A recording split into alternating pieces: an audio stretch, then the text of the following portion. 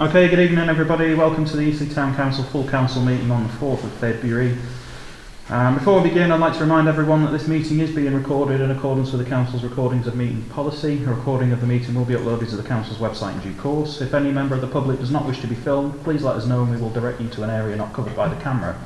Presenters and public speakers will be recorded, but those preferring not to be recorded can submit written representations to the clerk. We allocate 20 minutes at the start for public participation with up to 5 minutes per speaker. Items not on the agenda cannot be debated today, but the Chair or Clerk may provide a brief response, follow up in writing or discuss at a later date.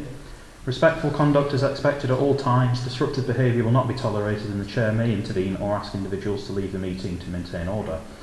Councillors, by attending the meeting this evening, you have decided that you abide by Section 25 of the Localism Act 2011 and are attending this meeting with open minds to hear and participate in debate for motions brought. You agree to cast your votes in a reasoned and considered manner. Should any councillor therefore believe they are unable to do so or would wish to ensure transparency of commitments to other bodies, I would recommend they declare them when invited to do so. On to the agenda then. Item number 1, apologies for absence, to receive and resolve to approve apologies for absence. Who do we have this evening? Yep, so we have received apologies from Councillor Marks due to holiday, Councillor Bicknell due to work commitments, Councillor Constable due to illness, Councillor Spencer due to work commitments and Councillor Gibbs due to holiday. Thank you. Are we happy to approve those apologies?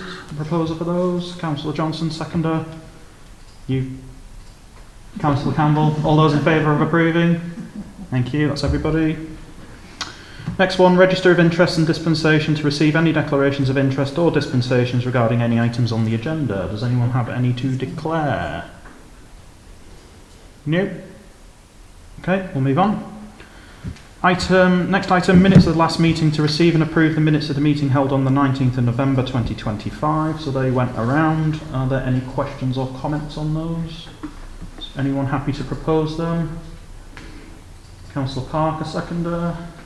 Councillor Barrett, all those in favour? That's everybody. I'll quickly sign those. Thank you. One day I will bring my own pen. I haven't managed it for 4 years, so I probably won't. Well, that's not long.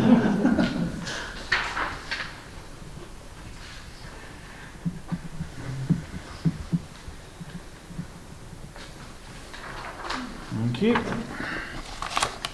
To receive an update on any actions as recorded in the minutes and not included in this agenda. Are there any?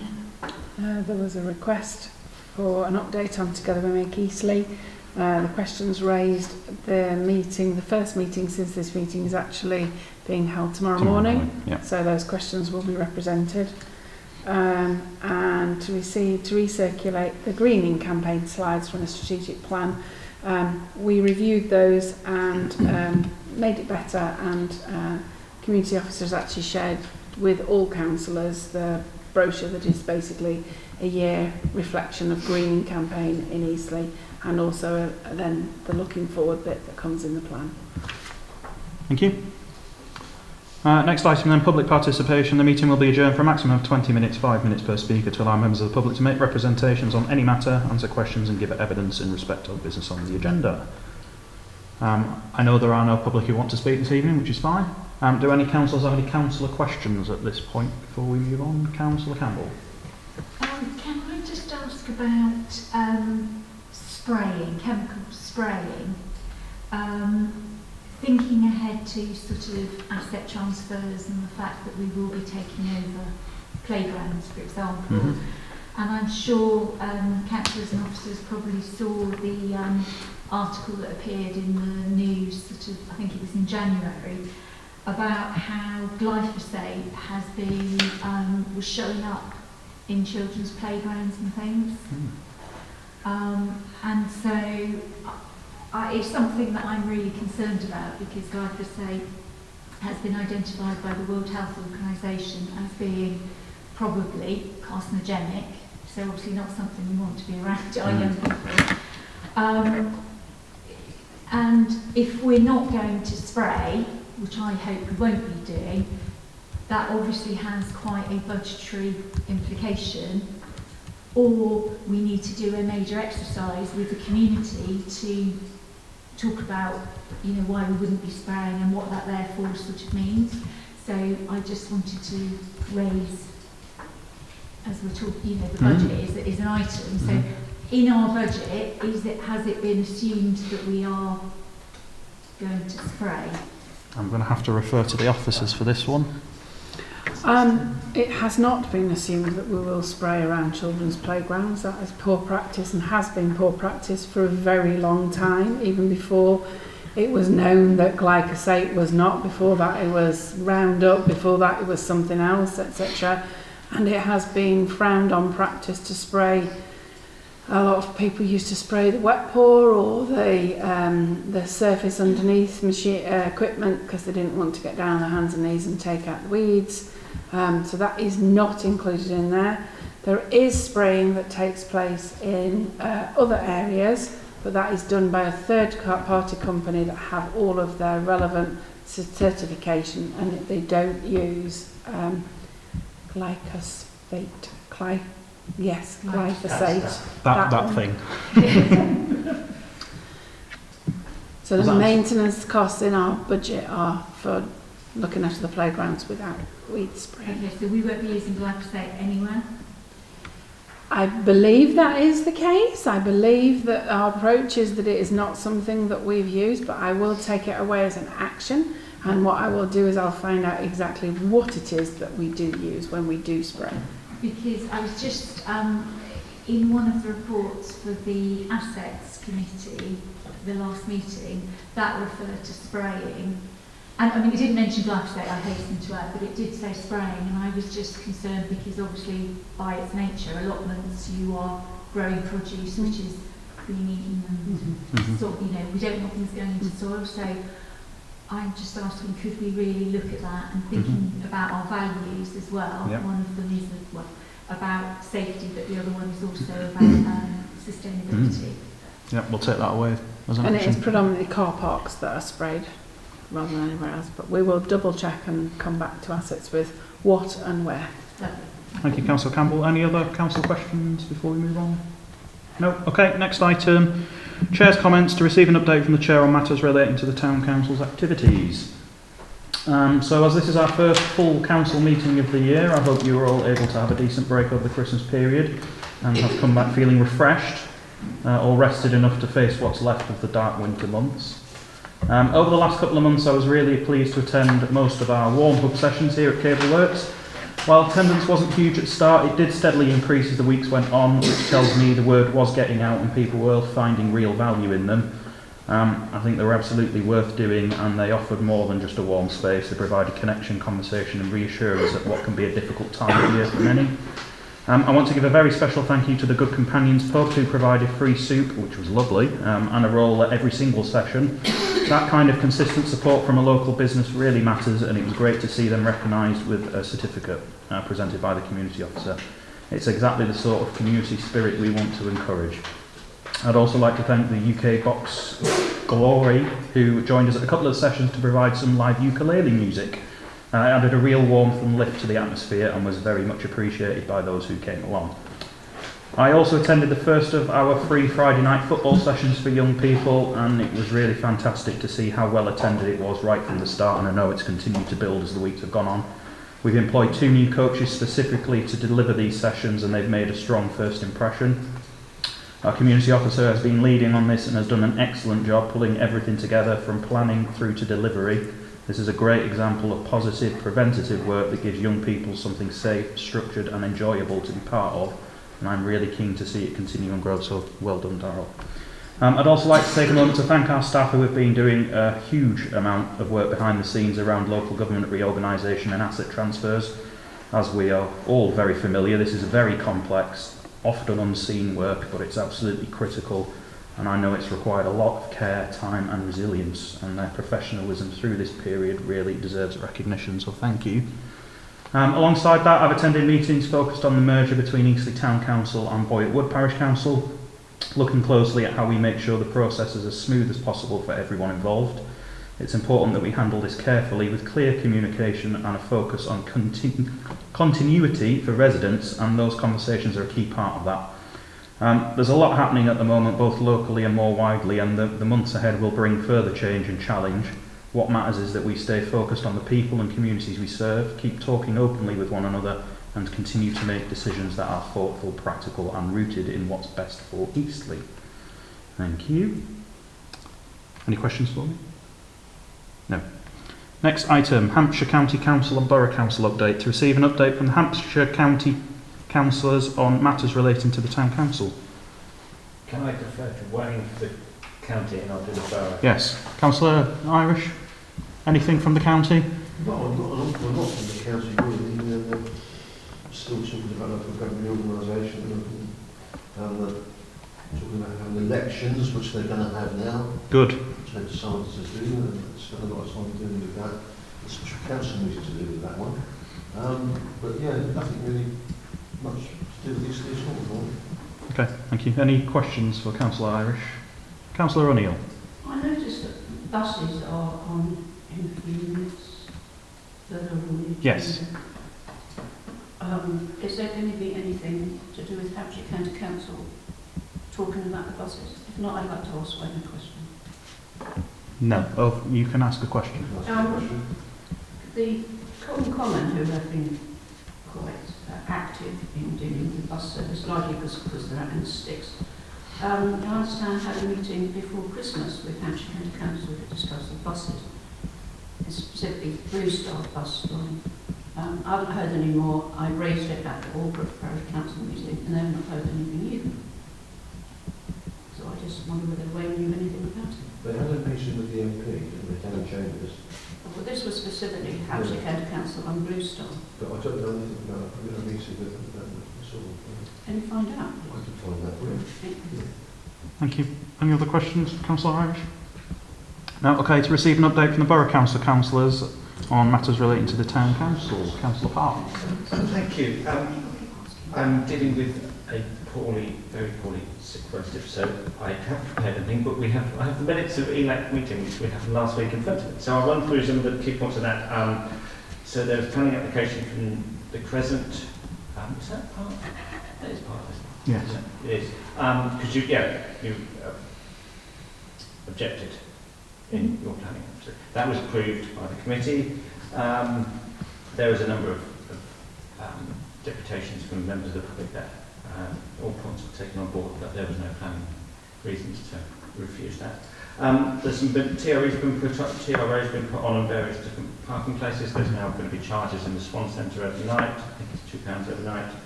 There is proposed car parking charges at the Hub sports ground where the rugby pitches are. They've been changed and altered to allow the kids that play rugby during the weekends can still do so without having to incur costs. And there are some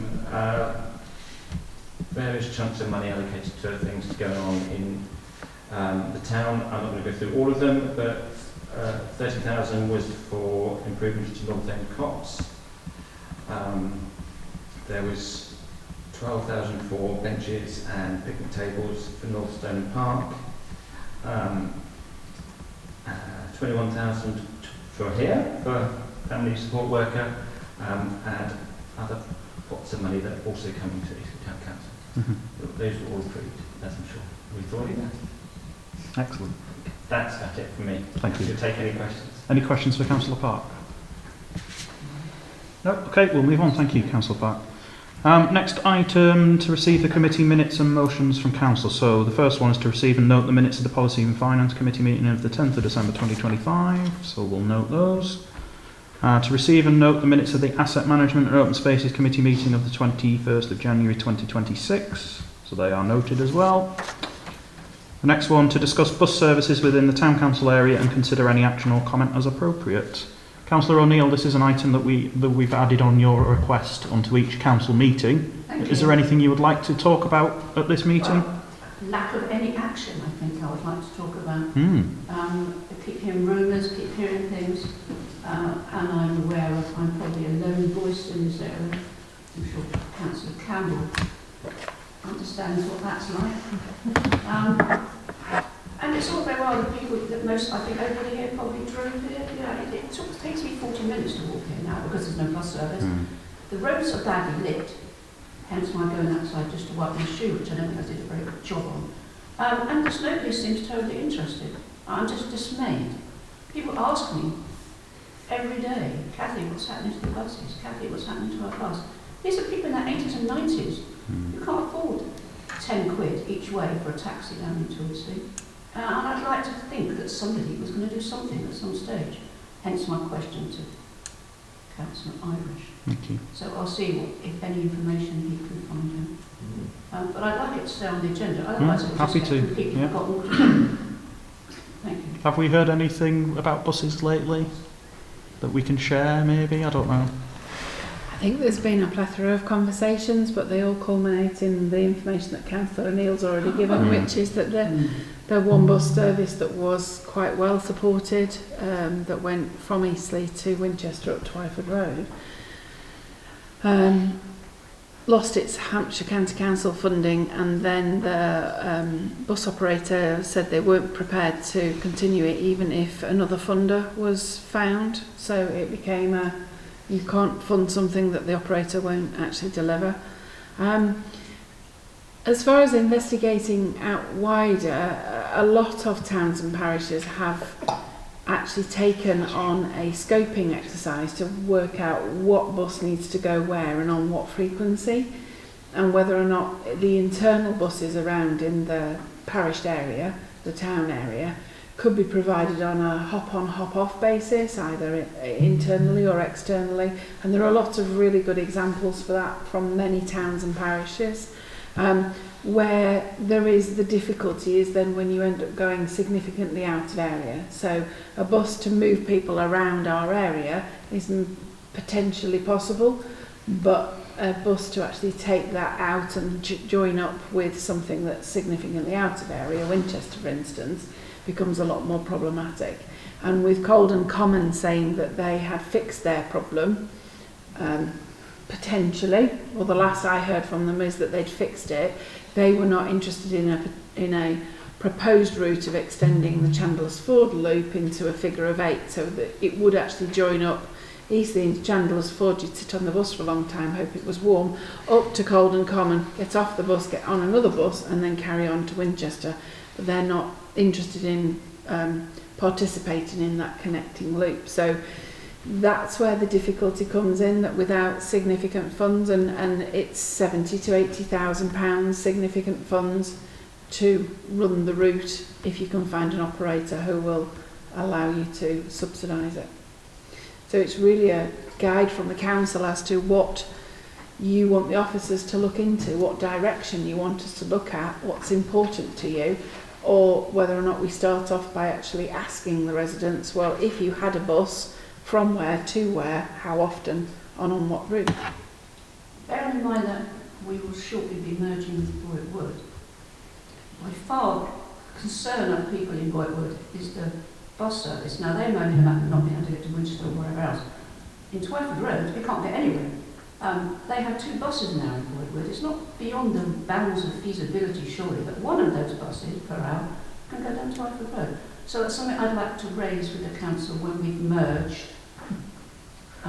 That maybe, I don't know, Boyd Wood sounds, parish council, people ignore. Maybe Eastleigh Town Council, they might listen to a bit more. I don't know. But I'm content to wait-ish until we're joined together and then it becomes more feasible to discuss that area as a whole rather than have to talk to other people. Thank you. Councillor Barrett, did you want to say anything? I noticed your hand go up briefly. It was up, but the clerk covered the points I was going to make. Thank you. Any others on that before we move on? No, okay.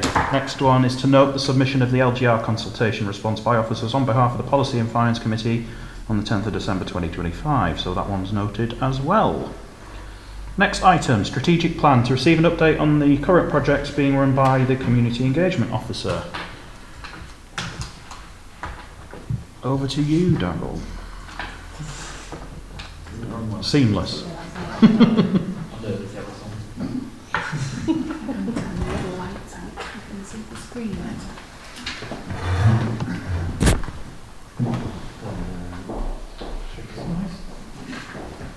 Where are we putting that? Town council, town green. Keep it from the again, is it not sure?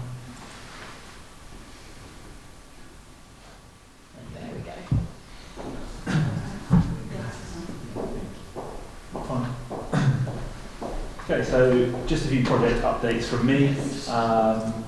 The first one, I know Chair has already mentioned it in terms of the pitch up and play football, so the Friday night football stuff. I was really glad to launch this on Friday the 9th of January for some of our young people. We have 2 sessions running, so the first one runs from 6:30 to 7:30, the second one from 7:30 to 8:30. So we split the 2 sessions into 12 to 14 and 15 to 18 years. Referrals have been really good so far. So in terms of the referrals, we've had 21 young people referred specifically onto the programme. We have built trust with Crestwood, which has obviously been great through both campuses. We've had some really good conversations with Krista Dawkins down there. They've put that out in terms of their pastoral teams. So all of our referral forms and our internal letters have gone out with the pastoral teams. It obviously was really popular within the school. Social workers and youth offending teams have also started to refer young people in, as well as some real interest from the Ukrainian Welcome Group. We have also started to do some minimal outreach work around Fleming Park itself. We had 10 young people last Friday jumping fences, running around, causing a bit of a nuisance. 2 of my new coaches are experienced in speaking to young people. They work within schools and in other organisations. They actually approached these young people, told them we had 3 sessions on the end pitch. They got them down there. We bibbed them all up, as you can see in the top left, and they were able to play some free football on a Friday night with their mates, bibbed up with some new football. So they were obviously over the moon with that, and that obviously stopped some of the leisure centre assistants having to come out and kick them off the pitches. So that was a real success for me, and hopefully we can start to retain these young people and build trust with them as well. So ultimately the sessions to create a safe, inclusive space, just where young people can turn up and enjoy with friends. It's not all about the football, it's about the conversations we have with them as well. How was their day? What can we do to help them moving forward as well? We have had some fun little warm-ups, some shooting games and some small-sided matches with them. Hasn't just been lots of matches, we've been doing some little engagement sessions with them as well. Hopefully participation will grow as the weeks go on. We're obviously building that trust with the referral partners and then making sure that they have that confidence in our programme. And as I mentioned, 2 of the coaches obviously have hit the ground running. I am at every session currently, which hopefully we can start to then pass the reins on to the coaches, but I really enjoy it on a Friday night and seeing all the young people out and about as well. So. The second one is the family support worker. So this has been heavily supported through funding. We have partnered up with Citizens Advice for this service. They currently send me monthly reports, so the family support worker has been out and about in schools, building trust. They have been in contact with all 5 Eastleigh schools in November, got really good feedback from head teachers. In December they started to run a few sessions as well within the schools, meeting families, speaking about immigration, debt, financial report. Impact so far, you can see up there with the families. They've really started to get to grips with what the difficulties they were facing and how they can help in terms of vouchers and referrals as well. So that's been a real positive start for that. As you can see on the right hand side, we have got a bit of a poster out. Citizens Advice has put that out in terms of the schools as well, which obviously has our partnership at the bottom. This will continue to be the case, continue to grow. I've had today just got through the latest report as well, so next time I'll update on that one. Just events from the family support worker itself. So as you can see up there, that's the events they were running in from sort of October down to February now as well. So we've had the schools, we've had the library drop-ins. I know they've had specific meetings as well, one-to-ones. So yeah, really positive in terms of the family support worker stuff. As Chair mentioned, we've recently had the winter warm hubs based here. We delivered 4 winter warm hubs during December and January. These were aimed at adults and older residents. Initially, we were going to put this out at the older residents. However, feedback from Councillor O'Neill, we took on board and we actually opened that up to all adults. We felt that was really positive, and we actually had even though it was a slow start, we obviously grew, which was nice to see more and more people come as the weeks went on. Feedback was great. We had lots of different activities running. such as the ukulele jam. We had Ellie, our greening officer, in delivering some greening activities with them as well, planting stuff and bits with soil and lots of Christmas crafts as well, so that was great. Big thank you to Good Companions. They provided the soup. The soup was absolutely brilliant. We had different soup each day, and they were obviously really pleased to help this cause out as well. We will explore with additional funding opportunities to develop the winter warm hubs into year-round wellbeing hubs for all age groups. These will be based at Eastleigh Community Hub, fingers crossed, over at the Energy Centre, and will include activities such as digital and technology support for older residents, as well as cool hubs for families with young children over the summer, ice lollies, etc, etc. So there's lots of ideas in the pipeline. Hopefully, fingers crossed, we can get them up and running, which I'm sure we will be able to. Just to celebrate the Community Appreciation Award, I was delighted to be out and to present the Community Appreciation Award to Good Companions. They were really thankful for this. Visit Eastleigh and Eastleigh Bid also reposted. They've done a bit of a post out which got lots of likes and attention. And we also got 40 likes, so I was quite glad with that on our social media. It was more than we usually get. So, yeah. Greening update. So our greening campaign, I have produced an impact report for 2025. This has gone out to all councillors. Hopefully everyone's read this. We will be now finishing off with the campaign itself, just in line with feedback, how we want to go forward with the greening campaign. We are going to bring this internal, and it will now become Greening Eastleigh. This won't have a separate logo. This will be in line with the rest of our projects, and the focus will now be on 3 different categories. I did put that in the impact report, so hopefully everyone's seen that at the end. If any thoughts or any questions on the impact report, please let me know, whether that's through an email or now, not a problem. Just moving on to our staffing, so we've got some current vacancies out. We have got the interviews for these next week. We have got our Youth Engagement Officer interviews, so they will be responsible for managing and enhancing some of our diversionary programmes for the youth in the town, as well as supervising youth club and youth council activities. Over at the Community Hub, we have got funding for this from Eastleigh Borough Council, and in terms of delivery of some youth activities, which is obviously great. Our Community Support Officer, this job role will be responsible for assisting in the development of community projects, managing online content, showcasing initiatives, and providing more administrative support as well. Future vacancies, we have got 2 youth workers going out, as well as our heritage officer as well in the future, to be able to support with this work. So as you can see on the board, lots of funding applications. We had our pitch up and play football with the OPCC and the ELAC funding. The rest of it I won't go through it because there is quite a few bits up there, so you can just have a little look for yourself if that's all okay.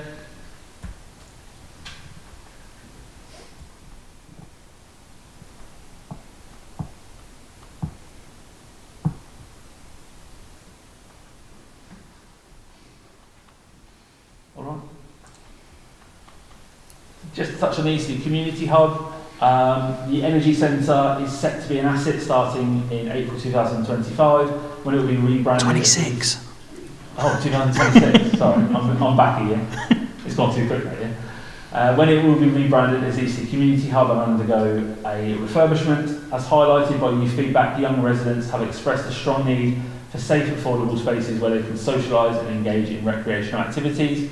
Suggestions have included youth centres, creative workshops and interactive leisure options. These initiatives are crucial for retaining younger generations and fostering a sense of community among families. So in line with our proposals, Eastleigh Community Hub will be open 5 days a week with a range of community activities.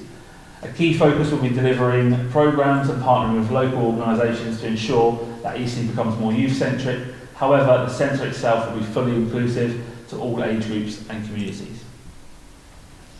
You might not be able to see this too well. This is a bit of a breakdown of a proposed plan or a sample of a typical day at the youth hub or at the community hub. In the mornings, we are looking to hire the facility space out to community groups. This may include a range of inclusive services, stay and play sessions for parents and babies, mini kickers for toddlers, SEND support groups, etc. We've also got the music studio hire as well down there, as well as the CAMS groups interested in using the facility.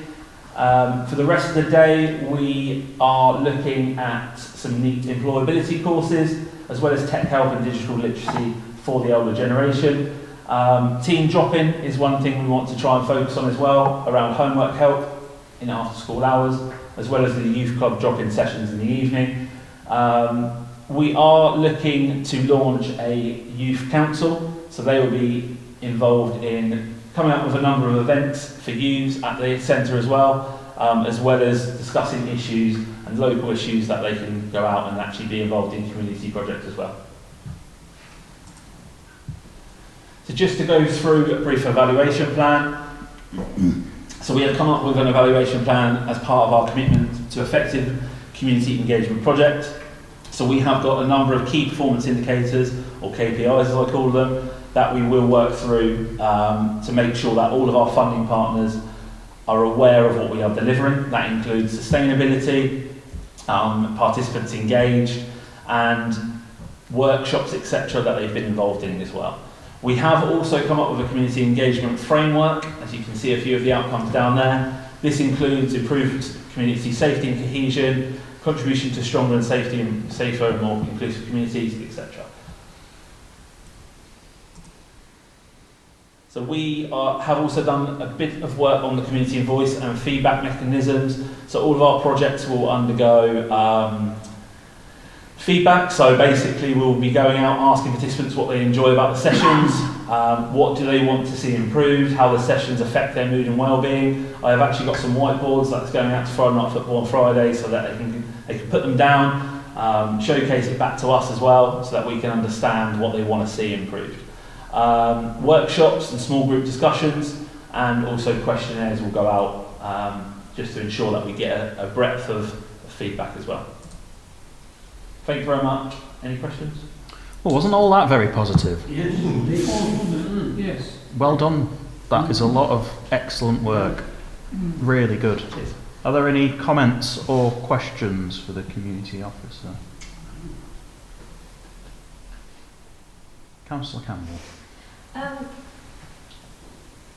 The first meeting of the Green Forum was today, and there wasn't anybody from the town council there, which would be really good if the greening officer or yourself could be. We couldn't make it today. I know I mentioned it to Ellie, but we are going to look to explore attending the forums in the future, just because obviously with Ellie having a dual role in terms of our other job role as well, it does make it quite difficult sometimes to be able to attend, and my meetings throughout the day is obviously increasing, so we will ensure that we have some sort of presence at future meetings. Brilliant.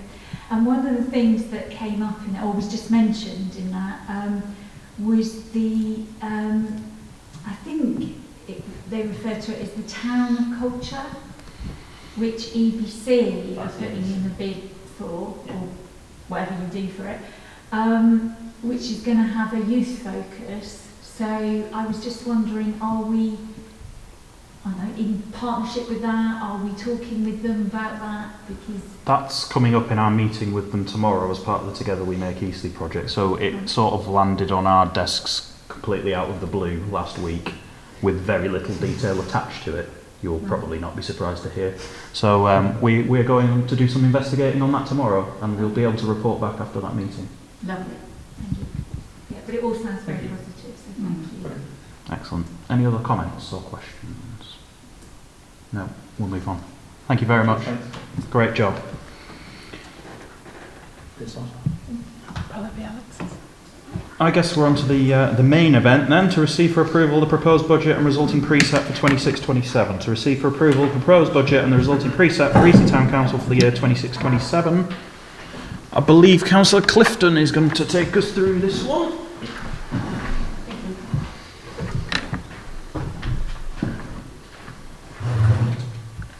So obviously a lot of the detail has gone out in the meeting pack, but Councillor Clifton is just going to run through highlights for us.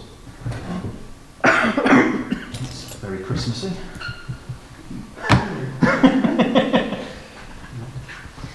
Hi everyone. So let's get a quick presentation, basically summarising the report that was circulated with the papers for the meeting. Hopefully, in a slightly more digestible form, in a quick summary form. I made a new map. It's hard to read. So, year to date, this is lots of figures, which basically tells you how much money we've been spending this year, and where our income has been coming from this year. I think one of the key things to look at here is that we have budgeted to bring in £550,000 this year. That's including the precept. But the forecast is that we're actually going to bring in £621,000 this year. That's thanks to some more grants, as we've just heard, which is great. So that's £70,000 up on what we were expecting going into the next year. Our costs are broadly in line with what our budget was. £655,000 was what we budgeted. We're actually going to spend about £686,000, but again, some of that is because we brought in grants to cover stuff that we're doing in the year. So it all balances out really. So the end of all of that, we're planning to have about £64,000 going into our earmark reserves at the end of this year, so that our general reserve is nullified. Quick bit on the community governance reorganisation. So this is where we are right now in terms of our council tax base. So this is the tax-paying population in each of the parishes across the whole of Eastleigh, which we have to divide our precept by. So at the moment, with Eastleigh Town and Boywood separate, that's what our tax base looks like. If you combine our current tax bases for this year, then that's what our tax base looks like. It makes us the second biggest parish council in Eastleigh. And then if you then look into next year, this is what the tax base would be for next year. So that's what we'll be dividing our new precept by, including Boywood. How does that affect our council tax? So this is what we charge this year. So this is the combination of the special expenses that the borough charges for the parish services they deliver on our behalf, effectively, plus what the parish charges in each area. And this is the Band D equivalent. So that's Eastleigh and Boywood. If you combine us this year, then in effect what our Band D precept would have been if we had already been combined was £70.09 per year as a Band D. And this is how that all breaks down when you look at your whole council tax bill. So 72% of that council tax bill goes to Hampshire County Council. For some reason, they no longer separate up the social care precept. It's now built into that for some reason. I don't quite know how that changed.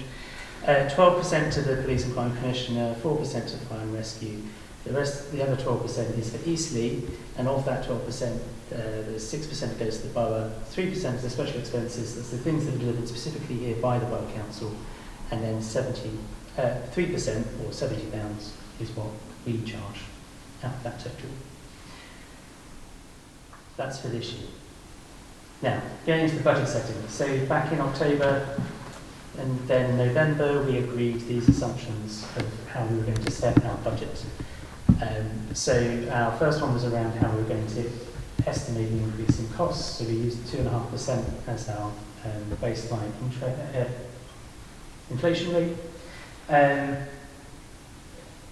One of the principal things we wanted to consider was how this was going to impact on residents. We wanted to keep that impact as minimal as possible because we know that the cost of living is very difficult at the moment. No double taxation, so anything we take on from the Borough Council, they need to stop charging for it because we will charge for it. Asset transfers that have been agreed, we need to make sure that we're taking into account those that were already agreed. That's back in that's up to June of last year. Obviously things have moved on since then quite significantly, which is why we also had to take into account anything that we knew was still pending at that stage. We need to make sure that we support our council officers, making provision for expansion in staff numbers. Local community funding, so one of the key things we want going into next year is continuing with the grants. Sorry, I got confused there. So we'll continue with the grants with a £12,000 budget for grants and reviewing the sponsorships element, making sure that we're funding all of our strategic projects that we want to cover. We want a specific budget around improving the public work realm, especially as we're taking on more assets where we can actually do something on the ground with that, which is great. Environmental and greening aspects, so we want to include budget facility for those sorts of things. Continue to do training and development, and in particular thinking about the fact we've got new councillors starting in May, so they will need inducting and onboarding. Making sure we're prepared for further asset transfers in the future, maintaining our general reserve at around 3 to 4 months of net turnover. We haven't made any specific provision for contingencies. And finally, this ward development fund, which is what the other one was. So the plan is to have a £2,000 budget per ward within the town council that the councillors in that area can use however they want really to deliver things that will support that ward. And we're kind of expecting that councillors might group together across wards because they're quite small wards. So you might want to work together as a cluster of wards to deliver something potentially as well.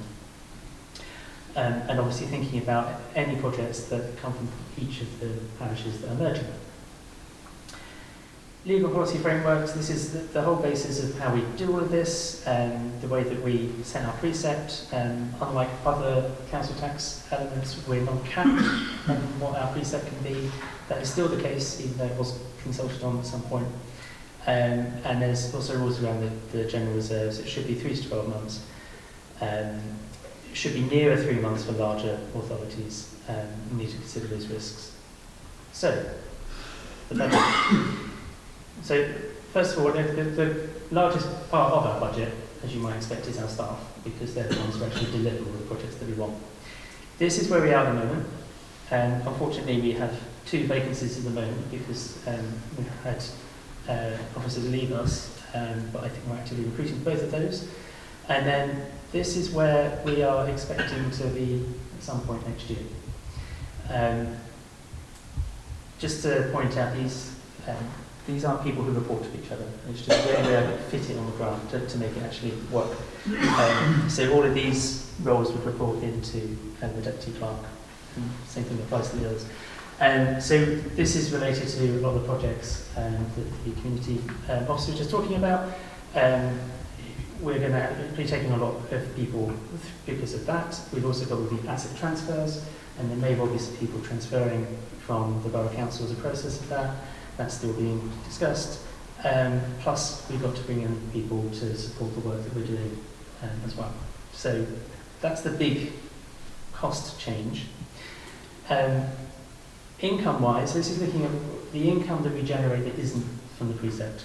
So by the end of this year, we expect to have brought in £20,000 from allotments, 47,000 from our community buildings. That includes a £40,000 grant for this building, which has been spent on works to improve the building. Events in public spaces, so that's the money that we brought in from the Christmas event. And then £70,000 of the various grants that has been so successful at securing for all the different projects we've been doing for this year, plus interest on our investments. Next year, allotment income is slightly lower there, but then we're going to be taking on the cemetery, Brookwood Cemetery. We're expecting that will have quite significant income generating. Community buildings, probably about the same. We've got a potential tenant, I think, or long-term rent signed up for this building, which would be really good because we'll have a secure income for that. Plus there's all that work planned for the Energy Youth Centre. Lots more events in public spaces, potentially, how we might be able to earn an income from higher rates on some of the open land that we're going to be taking on board. More projects, and again, the interest from our investments. So we're looking at increasing our income next year by £130,000, which is an 83% increase, and that's before we even go to council taxpayers. That's just our revenue generating in the year. And this is how we're going to be spending it, which is an increase of £728,000 in total. It's a lot of money. But we think that we're spending it on some really important things. So the administration cost at the top, the biggest part of that is our staff and the general running of the council. We've got the various different budget lines there around the different assets that we have, including allotments, the cemetery, the community buildings, public realm, additional asset transfers, so that's as assets are transferring to us, we know that we'll have to do things to make sure they're up to spec for what we need, and capital expenditures. So I think mainly that's going to be machinery and tools for allotments and open spaces. Democratic process, so that's things like running the elections, those ward funds that we're going to have, and developing things locally. Events is actually quite similar to this year, and projects is a slight increase as well because of all that brilliant work Adele's doing. So that's an increase of 106% on this year. And then this is how we're going to pay for it all. So we've got, is that right? It does work. So at the top we've got our income that isn't from the precept, from all of that revenue generating. And then we've got how much we expect to spend, which means that our net expenditure for next year is just over £1 million, 1.125 million. We'll take a bit from the earmarked reserves, and then there's also, because of the assets that are transferring to the Borough Council will no longer be charging special expenses for those assets. So that we've effectively taken that off how much it is that we would include in the precept, which means that our precept value is £672,000 for next year, which is a £155,000 increase, or a 30% increase on last year. Bearing in mind this is both us and Boyerwood, so the second column there is where I've combined the figures that we have.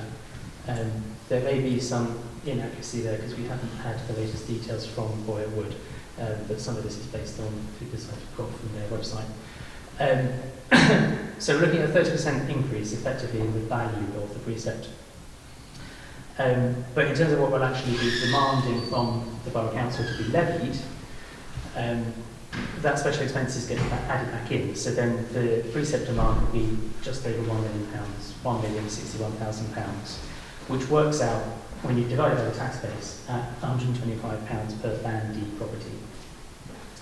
But, as I was saying before, in effect, because of that special expenses coming off the bill at the same time, our bit of the council tax bill is actually going to be about £79. So compared to this year of £77.57, going up to £79.44, I've actually got the figure on there for what the difference is between those two.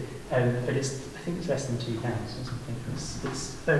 There's a very small amount of difference between this year and next year. £1.93. Thank you very much. And then finally we've got our reserves. So earmarked reserves of where we're accruing money to cover things going forward. So these are our unrestricted reserves, so we can move these around and spend them on things that we want to spend them on, really. So we've still got a really healthy reserve there around staff growth and acquisition, asset acquisition, building up the elections reserve. Obviously we're going to be spending some of that next year because we've got elections. Still got the neighbourhood plan, still got money on greening, we've got a new one on public realm, website's carrying on as well, cable works is carrying on, we've still got a healthy budget there. The strategic plan as well, and then we've got some new ones here. There's a safety project which is new, I believe. There's a cemetery works earmarked reserve which is new, and then we're inheriting some earmarked reserves from Boyerwood as well. I didn't put the detail here on just because it was too big of a slide, but they've only got a couple. There's one where they want to get some signs, and there's another one I think for benches. So those are things that they want to invest in Boyerwood. And then we've got the restricted reserves. So these are reserves which we can't just spend on anything. They have to be spent on the purpose for which they were collected. So there's things like the allotment deposits, higher deposits. We never really end up with anything at the end because hopefully they're being paid back. There's the UKSPF funding, so that's from Together We Make Eastleigh, that we got some funding there. And then these are the commuted sums that are linked with these different developments. So there's, I think, Section 106 funding that was paid to Eastleigh Borough Council when those developments were built, specifically to fund things for that area. So those assets are going to be coming across to us, and those funds will come across to us as well, but they can only be spent there. So then finally on our reserves, we've got the unrestricted plus the restricted, and then our general reserves at the end. So by the end of next year, we're expecting to have reserves of £776,000. Any questions? Would the clerk like to add anything? No, I think that's a perfect pivot. Thank you. Excellent. That is the presentation. I will open for debate, questions, comments, proposals. Would anyone like to say anything? Can I first of all thank the officers for putting that together, because I know it's been incredibly stressful, particularly with the asset transfers, trying to work out what is coming over, how much is coming over, what the cost's going to be. It's been an immense amount of work, and I know it's taken hours and lots of hair pulling and teeth pulling and banging heads against walls, but thank you for putting all that together. You've done a cracking job, I think. Comments, questions? Thank you. Can we minute that, please? Thank you. Would anyone like to say anything? Councillor Campbell. Well, just because I think a phenomenal amount of work's been done, so I think we should make a comment on it. But obviously us in this room are all quite familiar with this and how it works. But thinking about the people in Eastleigh, this is going to be quite a change for them. And although we all understand that at the end of the day it's very small change, when you get your council tax bill, it may look very different. And bearing in mind there is an election as well, you know, some people in this room are standing for election, and I guess it's going to be very important that the people in Eastleigh understand. So who is going to do, or how is the messaging around that going to be done to help people in Eastleigh understand? So this has been brought up a couple of times at the Policy and Finance Committee about how we've got to get the messaging right, which everyone understands. The borough, I believe, have committed to printing a letter or something that we can create to go out with the council tax bill that explains all this. So on their communication, on their council tax leaflet, they always put a link for, if you want to know more about the parishes. They generally just put, you know, ectc.gov.uk, hedgentc, but what this time, if we have a direct communication, which we had last year, which council all saw and we put on the website, they will put the link on the council tax leaflet directly to that. So that's step one. Well, actually step two, because the first thing is to create that actual communication. There is an action in the Policy and Finance from the last meeting to bring to the Policy and Finance Committee, which is next Wednesday, a communication, draft communication for the committee to consider, and then also a proposal as to how that is distributed, whether or not there was a suggestion that it was actually posted out. I think a couple of people mentioned that, you know what, we've got to get the messaging right, and if we have to take the hit and deliver it by Royal Mail and take a financial hit to do that, I think this warrants it. So I think that's something that certainly will be discussed at Policy and Finance. So that paper will be hot off the press tomorrow. And it will be in the Policy and Finance Committee documentation and the meeting book that will go on the website. So I encourage all councillors to have, actually the communication might not be in the public facing council book, but it will be in the folder for councillors to look at. We could take an action to actually send that out after the committee's seen it. But yeah, that is something that has been raised right back at the start of this process for this budget year, because we knew it was going to be a big change. So yeah, that is absolutely going to be looked at. I'm trying to focus more on so what is your money delivering for you, rather than all those great things in the slide from the community officer, plus extras this year. Does that answer your question? Yeah, thank you. Thank you. Any other comments or questions? Councillor Park. I was surprised at the income for the cemeteries compared to the expenses. Am I missing something in that? And it looked like there was like £100,000 income. Is that not a typical yearly income? Is that to cover various things that we have to sort of put to one side and then? It costs a lot to bury someone today. Yeah. Yes, but people pay for that. Yeah, but that comes to us. But then don't we have the cost of burying them? Yeah. So you're digging a hole, doesn't take long with a JCB. It's like it can cost you. So it doesn't cost a lot. We charge a lot, but it doesn't cost a lot. It doesn't cost a lot. We just charge a lot. There is a significant income. There are significant expenses that are levied against it as well. And there's a certain element of a service contract for an associated cemetery that we are in the process of agreeing with Eastleigh Borough Council that we will do that on their behalf. So that also creates some income which mitigates the effect of the cost, the precept for our residents. Okay. But I mean, obviously that in the report that Alex provided was great, but obviously there wasn't all those details, and I don't know, I just picked up on the disparity between the income and the figures are correct. I will delve deeper into the budget and specifically to... Get lost in the spreadsheets. Yeah, it's one of my favourite things to do. Thank you. Any other questions? Would anyone like to propose anything? I'll do that. No problem. What are you proposing, Councillor Van? Accept it all. I'm happy to accept that. So just to be clear, can we just have the figures, because I think we have to get the wording of the proposal correct, don't we? Are you going to do it? I don't know. Precept demand in total. So what we're proposing is that precept demand would be £1,127,746, which as a Band D equivalent is 79 something. Oh yes, sorry, that's 100. Which is a Band D equivalent is £125.37. Which includes the special expense moving across, so it's moving it from one line to the other. That's what makes up that figure. So if we were doing it without that, it would be 79.44. So it's that plus the special expense. So is everybody clear on that proposal? Yeah. Is there a seconder? Councillor Park. Any other debate or discussion before we vote? Councillor Campbell. I just feel I have to say this because of how I'm going to vote and then think, well, why didn't you say something? So, and I would just make it very brief. I don't feel I can support this